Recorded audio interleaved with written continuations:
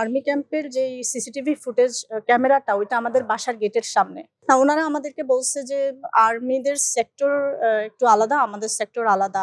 আমি আসলে বুঝতে পারছিলাম না যে আমরা যদি সব নিয়ে আসি তাহলে মানে ওনাদের কাজটা কি। এই ৫-৬ বছরে যা জোগাড় করেছি আমার কাছে কিছু নাই, যেহেতু ইন্টেলেকচুয়াল প্রপার্টিটা হারিয়েছে। বাড়িতে ছিলাম, বাড়িতে থাকা অবস্থায় জানতে পারি এক প্রতিবেশী জানিয়েছে আমাদের বাসায় চোর ঢুকেছে এবং দরকারি সব নিয়ে যাচ্ছে। তা আমরা আস্তে আস্তে রাত ১১টা বেজে যায় এবং এসে আমরা 999-এ কল দেই। ওনারা আমাদের বাসায় যায়, ডিউটি অফিসার উত্তরখান থানা থেকে। যাওয়ার পরে ওনারা এগুলা পর্যবেক্ষণ করেন এবং ওনারা আমাদেরকে জানান যে হচ্ছে আমরা প্রয়োজনীয় ডকুমেন্টস গুলা নিয়ে, যা যা হারিয়েছে সেগুলো নিয়ে আর হচ্ছে ফুটেজ নিয়ে, ক্যামেরার ফুটেজ নিয়ে যেন থানায় আসি, তাহলে ওনারা সাধারণ ডায়েরি নেবেন। তো আমরা গতকালকে সারাদিন ফুটেজ নেওয়ার জন্য আর্মি ক্যাম্পে চেষ্টা করেছিলাম কয়েক দফা। ওনারা আমাদেরকে, কারণ আর্মি ক্যাম্পের যে সিসিটিভি ফুটেজ ক্যামেরাটা ওইটা আমাদের বাসার গেটের সামনে। তা আমরা চেয়েছিলাম যে ওনারা যদি আমাদেরকে একটু হেল্প করেন আমাদের কাজটা সহজ হবে। না, ওনারা আমাদেরকে বলছে যে আর্মিদের সেক্টর একটু আলাদা, আমাদের সেক্টর আলাদা। আপনারা সাধারণ জনগণ যদি গিয়ে বলেন ওনারা আপনাদেরকে বেশি হেল্প করবে, এটা বলেছেন। তো ওনারা বলেছেন যে ডকুমেন্টগুলো নিয়ে আসেন আর ফুটেজ নিয়ে আসেন, এটা বলেছেন। বাট আমি আসলে বুঝতে পারছিলাম না যে আমরা যদি সব নিয়ে আসি তাহলে মানে ওনাদের কাজটা কি।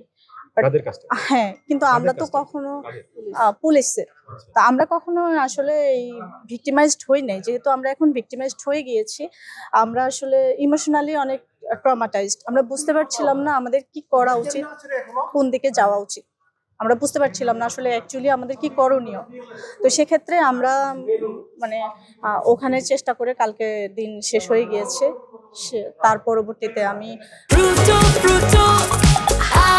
প্রাণ ফ্রুটো, সময় অসময় ফ্রুটোময়, একটু চেষ্টা করেছি যে যদি প্রশাসনের মাধ্যমে কোনো হেল্প পাওয়া যায়, সেজন্য আমি সোশ্যালি জানাতে চেষ্টা করেছি।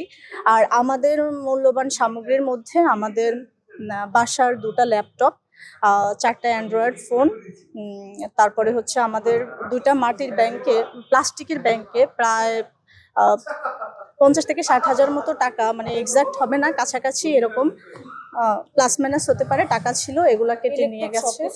আর আমাদের যত গ্যাজেট আইটেম ছিল, ক্যামেরা, ইলেকট্রিক আইটেম ছিল, এই গ্যাজেট আইটেম সবকিছু নিয়ে গেছে।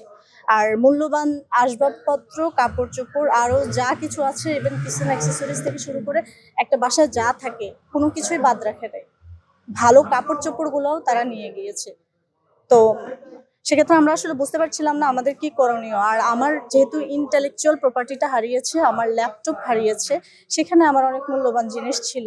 আমার পড়াশোনার, আমি মাস্টার্স শেষ করে গবেষণার কাজ করছিলাম, পিএইচডিতে অ্যাপ্লাইয়ের জন্য আমি ট্রাই করছি।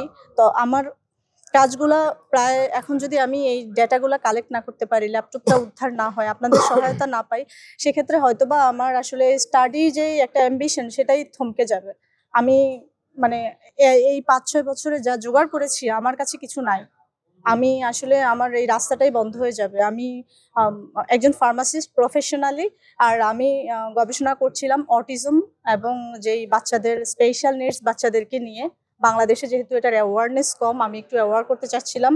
এবং আমি একটা পিডিএফ বই লিখেছি ১১ চ্যাপ্টারের, অসংখ্য হাজার হাজার পাবলিকেশনস এবং জার্নালের রেফারেন্স সহ।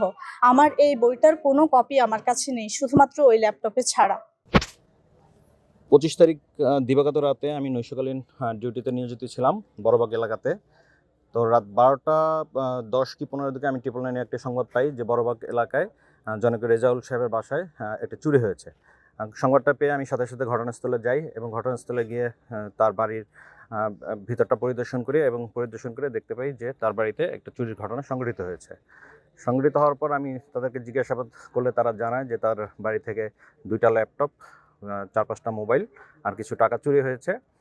তো আমি তার বাড়ির আশপাশ সব জায়গায় বিভিন্ন ধরনের ক্যামেরা, এগুলো ফুটেজ নেওয়ার জন্য দেখার চেষ্টা করি, কিন্তু তার বাড়ির আশেপাশে কোনো ক্যামেরা আমি দেখতে পাইনি। কিন্তু তার বাড়ির যে রাস্তা, সেই রাস্তার শেষ মাথায় আমাদের বড়বাগ আর্মি ক্যাম্পের একটা সিসি ক্যামেরা ফুটেজ পোস্ট ছিল, সিসি ক্যামেরা পোস্ট ছিল। তো ওটা দেখার পর রাত তখন প্রায় 12:30-1টা বাজে।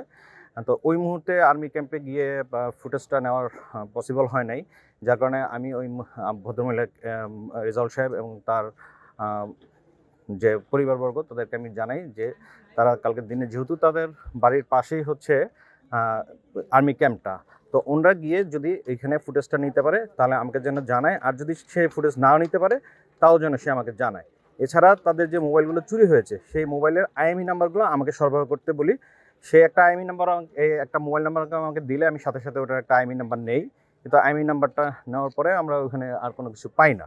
তো অন্যান্য যে মোবাইলগুলো ছিল সেগুলো আইএমই নাম্বার আমি তাকে পরবর্তীতে সংগ্রহ করে থানায় আসতে বলি এবং আমরা আমাদের পরবর্তী আইনগত সহায়তা করার জন্য তাকে বলে আসি।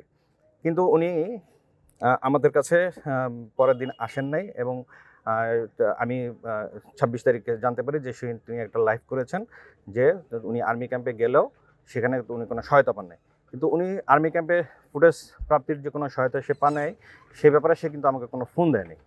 তো যাই হোক, আমি এই ব্যাপারটা জানার পর তার সাথে যোগাযোগ করলে সে থানায় আসে। থানায় এসে আমরা তার কাছ থেকে একটা এজাহার নিই, এজাহার নিয়ে তার মামলাটা রেকর্ড করা এখন বর্তমানে প্রক্রিয়াধীন আছে।